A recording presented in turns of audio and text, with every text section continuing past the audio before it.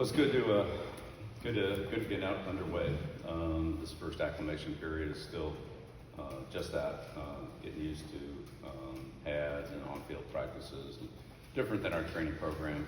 So it involves a lot more communication, play calling, adjustments, things like that, as opposed to just running training conditioning like we've been doing up until this week. So long way to go, but good to be underway. Weather's been very cool. Need some heat, need some hopefully training weather. Hopefully that'll be coming soon. I've heard a lot about this hot North Carolina weather. Still waiting to see it. But as far as players go, again, a lot of new faces, a lot of evaluation, just trying to figure out who can do what, and how we can get our best players on the field and help them. Whether they're new here as freshmen or they're new as transfers, talking to them about things that are fundamentals, our calls, our adjustments, things like that are different from what they've done in the past. So making progress, just taking it one day at a time, and grinding it out here through training camp, which is what we need to do. This is what we need, just day after day of just good fundamentals, and just try to keep moving ahead in the right direction. Andrew Jones, Tar Heel 24/7. A lot of new faces up front defensively. Only two guys really back from last year. Only one of them played a couple of snaps. What have you seen from that group, and what is the competition like for all the jockeying to see who can kind of get first depth chart, first team, second team, that kind of thing? Yeah, I think whether it's that position or any other position, the depth chart's really a work in progress. Again, we're in acclimation period. Of course, we're trying to evaluate, but we're not really able to do full practices and tackling and all that. We're still acclimating. So we're not far from that, but the teaching and the big part is so everybody knows what to do, they know how to do it, and they're ready to go out there and compete when the competition starts later in the week and next week. Then those things will start to shape up, especially at that position. The receivers and the DBs, where there's less contact involved, maybe a little more competitive there in terms of who can get open, who can cover, and so forth. But for the big guys, those skills will really be evaluated much more closely once we're actually able to do them, and also make sure that everybody knows what they're doing. Let me do a quick follow on that. Obviously, you guys are going to hit soon. What about DeAndre Robinson? What have you guys seen from him? What did you like about him that you brought him in? And is he somebody that has an opportunity to get on the field a lot this year? Yeah, well, first of all, I'd say everybody has an opportunity, but he certainly would be, up on that list. Played some last year at Florida, athlete kid, smart, has good football instincts, and again, it's just acclimating to a new system, some new terminology and adjustments, and things like that. But I'm sure he'll be very competitive with that group, and we have other players there too. The best guys will play, but he should be very competitive in that group. He's a big guy, can run, he's young. There's a lot of room for growth and improvement. So I'm glad we have him. Good to be working with him. Right here in the front center. Rod Maxley, Federal Observer. Bill, how do you describe the impact Moses Caberera's had on your career, and how that's translated to here at Carolina with these guys? Yeah, Moses had a huge impact on my career and on the teams that I've coached, where he's been the head strength coach. He's done a great job of training players and also getting them back on the field after they've had some type of medical setback. He's worked with several thousand players and is able to train them regardless of what limitations they might have. He has multiple ways to do different exercises and so forth. So we're able to train all parts of the body, and he's increased speed, strength, explosiveness, as well as I think this team is starting to develop good chemistry. A lot of that comes from the weight room and from their training together, where you start to earn the respect of your teammates through hard work together, and that's brought the team. I wouldn't say we're there yet, but certainly moving in the right direction in terms of team chemistry and developing closeness and respect for each other. So everybody's out there working hard. They're going through, grinding through it together, and they're the guys who are maybe further along are helping some of the guys that might lag behind a little bit, and that's good for again teamwork and bring the team forward. On the right, Brian. Brian Murphy with WRL. Your dad is a coach, you're a coach, obviously your two sons are on the staff. Was there ever a thought that they would do something different than coach? And how did they get into it? And then, obviously Steve, we're gonna get a chance to talk to him later today. What has, about his development as a defensive coach, has given you the trust that he can run this defense? Right. Well, so I think you'd have to ask them about what their other maybe aspirations were outside of football. But both of them, kind of like me, but really both of them have been in pro football literally their whole lives. From when they were 11, 12, 13, they would hang around and do things, and then eventually were like ball boys, and then would break down film and would help do different things for whether it was Josh McDaniels, Matt Patricia, or Brian Flores, people like that. And then they eventually, Stephen before Brian, but were quality control type coaches on the staff, and then work their way up. So that's something that I never tried to push them into. It's something that they wanted to do, but they've been around it their whole lives.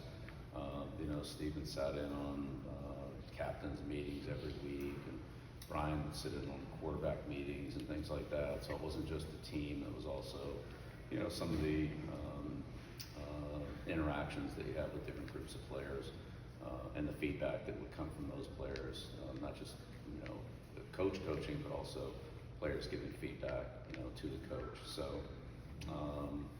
I learned a lot from being around my dad. A lot of it was just from like osmosis. It's not like instruction. You just live it, and you hear things, and you start to put it together, and things like that, so forth. And I'm sure some of that was true for them. But when in 2000, at the end of the 18, 19, in there, 19, 20. And so forth, and it's when Stephen took a bigger role and then started calling defenses, and I think it was 20. I've had a lot of confidence in him doing that. I think he's done a great job of preparing the defenses, and then also having a good feel for play calling and when to call things. It's not just what the defense is; it's kind of the timing, when to call it, how to set things up, and things like that. He does a really good job of taking input as Brian does, take input from the players. If they're not confident in it and they're not comfortable in it, then we probably don't want to run it. Let's find something else that we all feel, good about, and work to get the things we don't feel good about right before we actually run them. So, I think he's very in tune to what the players are comfortable with and how they can manipulate and control the scheme or adjustments within the scheme that we have.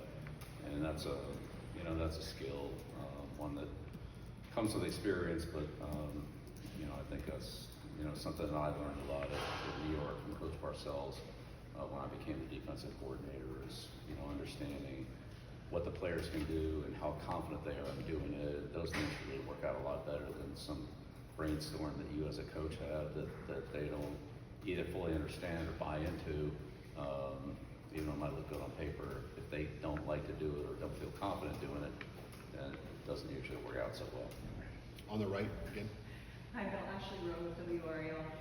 We know that the NFL is such a business. How did the business side of the league help better prepare you for the evolving business landscape of college football, with NIL and revenue share? Yeah, very much.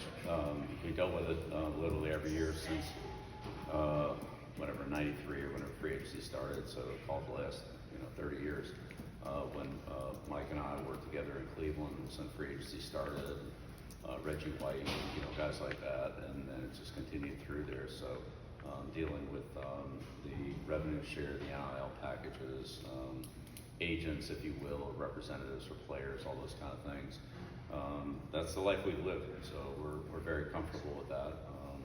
We don't have an unlimited amount of money, which we didn't have in the NFL either, and so you have to figure out how to distribute it and how to, I don't say negotiate, but let's say negotiate and also manage the assets and the resources that you have, which are good here at Carolina, but again, they're not, it's not like we have a blank checkbook, nor does any other team. So management of the team, the players, the salaries or the payments that they get and so forth are, again, something that we've dealt with for a long time. And you have to value certain players in certain positions in order to afford to put together a good team. Quick follow-up on that, how much of your day is spent working on those dollars and cents and figuring out those numbers? Yeah, not too much of my day, probably most of Mike's day. We've talked about it in general terms of how we want to do things, but really Mike handles the day-to-day application of those. And again, because there isn't a strict reporting process like there is in the NFL, where literally every day, every contract gets reported, it gets adjusted, and being in compliance with the cap and so forth and so on. It's much more. There's a lot more, I would say, detail and transactional. Here, you can do it. There's no, you just have to do it. There's no, set. There's obviously a revenue share limit. There's different ways to handle the money and the payments and so forth, where it's not quite as structured as what it was in the NFL.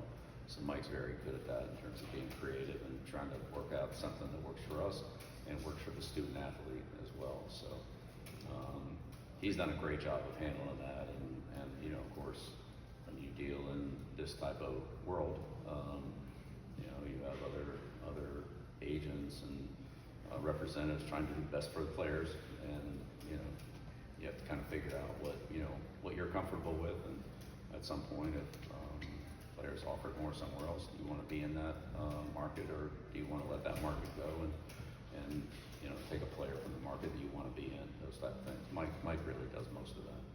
Back left, and then we'll go in the back here. Go ahead. Adam Smith, Inside Carolina. How you doing?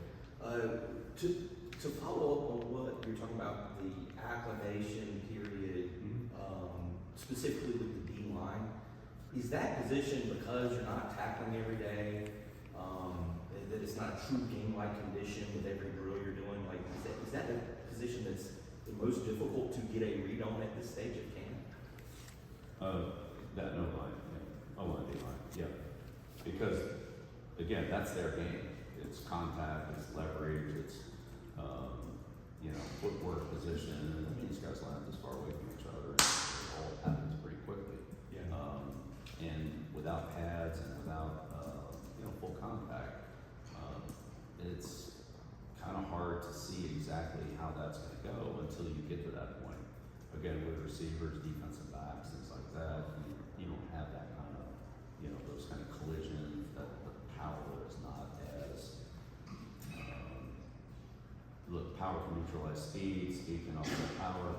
There is certainly there's a better evaluation of that than there is with the big guys. And again, so much of interior offensive and defensive line play is based on pad level and leverage. And until you actually are going, it's kind of hard to tell exactly how it's going to turn out. Once everything is on, then it's a lot easier to see. So the defensive line and the offensive line, those are hard positions to train in the off season.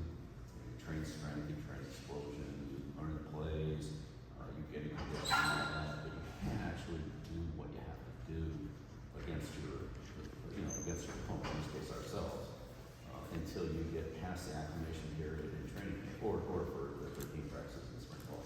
You can hit bags, and you can hit sleds, and you can do all those kind of things. It's good teaching, and it prepares you for it. It's not the same thing. So once we get to that point, then that'll help us. And I'm sure as we go through the course of the year that, we'll continue to improve in those areas. It doesn't just stop at the end of training camp. It'll continue, literally, hopefully, every week throughout the season. We refine our techniques and fundamentals, our reaction recognition. And when you line up this far away from somebody, how quickly you can react to it is the difference between, having an advantage or not having an advantage and being in a recovery position. So that initial first step, first strike, again, pad level on the contact, all those kind of things, footwork, it's a fine line between having the advantage and being in a position where you're trying to recover. And that's what we want to try to do is gain the advantage and maintain it. Last one, back middle. Kate Robertson, ABC 11 coach, you mentioned there's a lot of new faces, 70 new players. As you're in acclimation here, it's almost what you do football-wise, but have anyone really emerged, surprised you, personality, local leaders on either side of the ball? Yeah, well, I'd say it's a process, but yes, absolutely. Certainly some of the players who have more experience have more confidence, whether it be from their time here in Carolina or in some cases with other programs that but have played a lot of college football, and so they're confident in what they can do and what things are going to be like.